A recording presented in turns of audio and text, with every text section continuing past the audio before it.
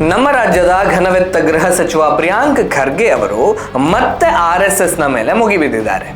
RSS ಕುರಿತಾದ ಅಜ್ಞಾನ ಅಪಕ್ವತೆಗಳಿಂದ ಇತ್ತೀಚೆಗೆ ಹಲವು ಬಾರಿ ಮುಜುಗರಕ್ಕೆ ಈಡಾದರೂ ಕೂಡ ಅದನ್ನೇ ಸನ್ಮಾನ ಅಂತ ಅಂದುಕೊಂಡಿರುವ ಹಾಗೆ ಕಾಣ್ತಾ ಇದೆ. ಇದೀಗ RSSಗೆ ಯಾರು ಸೇರಬೇಡಿ, ಹಿಂದೂ ಸಂಘಟನೆಗಳ ಹಿಂದೆ ಯಾರು ಹೋಗಬೇಡಿ, ನಿಮ್ಮ ಸಹಾಯಕ್ಕೆ ಯಾರೋ ಬರುವುದಿಲ್ಲ ಅಂತ ಹೇಳಿಕೆಯನ್ನ ನೀಡಿದ್ದಾರೆ. ಈ ವಿಷಯ ಒಂದು ಸೈಡಿಗೆ ಇರಲಿ. ನೀವು ಯಾವತ್ತಾದ್ರೂ ಇಸ್ಲಾಂ ಮೂಲಭೂತವಾದಿ ಕಮ್ಯುನಿಸ್ಟ್ ವ್ಯಾಧಿಗಳಿಗೆ ಬೈಯುವುದನ್ನ ನೀವು ಉಗ್ರರಾಗಬೇಡಿ, ಭಯೋತ್ಪಾದಕರಾಗಬೇಡಿ, ISISಗೆ ಸೇರಬೇಡಿ, ಲಷ್ಕರ್-ಎ-ತೊಯ್ಬಾ ಸೇರಬೇಡಿ, ನೀವು ನಕ್ಸಲರಾಗಬೇಡಿ, ಕಾಡಿಗೆ ಹೋಗಿ ಬಂದೂಕು ಹಿಡಿಬೇಡಿ ಅಂತ ಬುದ್ಧಿವಾದ ಹೇಳಿದ್ದನ್ನ ನೋಡಿದ್ದೀರಾ ಅಥವಾ ಎಲ್ಲಿಯಾದ್ರೂ ಕೇಳಿದ್ದೀರಾ? ಚಾನ್ಸೇ ಇಲ್ಲ. ಯಾಕಂದ್ರೆ ಅನಾದಿ ಕಾಲದಿಂದಲೂ ಉಗ್ರವಾದವನ್ನ, ನಕ್ಸಲಿಸಮ್ ಅನ್ನ ಕಾಂಗ್ರೆಸ್ ಪೋಷಿಸಲೇ ಬಂದಿದೆ. ಹೀಗಾಗಿ ಕಾಂಗ್ರೆಸ್ಸಿಗರು ಎಂದಿಗೂ ಕೂಡ ಉಗ್ರರ, ನಕ್ಸಲರ ವಿರುದ್ಧ ತುಟಿಕ್ ಪಿಟಿಕ್ ಅಂತ ಹೇಳೋದಿಲ್ಲ. ಅವರಿಗೆ ಬುದ್ಧಿವಾದ ಹೇಳುವ ಪ್ರಯತ್ನವನ್ನು ಕೂಡ ಮಾಡೋದಿಲ್ಲ.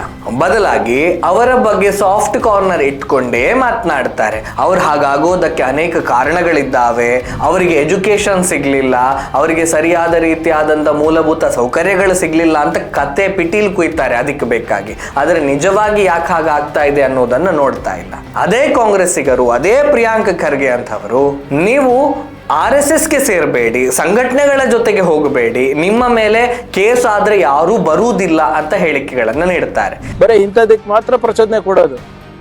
ನಾನು ತಮ್ಮ ಮುಖಾಂತರ ಎಲ್ಲ ನಮ್ಮ ಯುವ ಸ್ನೇಹಿತರಿಗೆ ಹೇಳಲಿಕ್ಕೆ ಬಯಸ್ತಾ ಇದ್ದೀನಿ, ದಯವಿಟ್ಟು ಆ ತಂಟೆಗೆ ಹೋಗ್ಬೇಡಿ.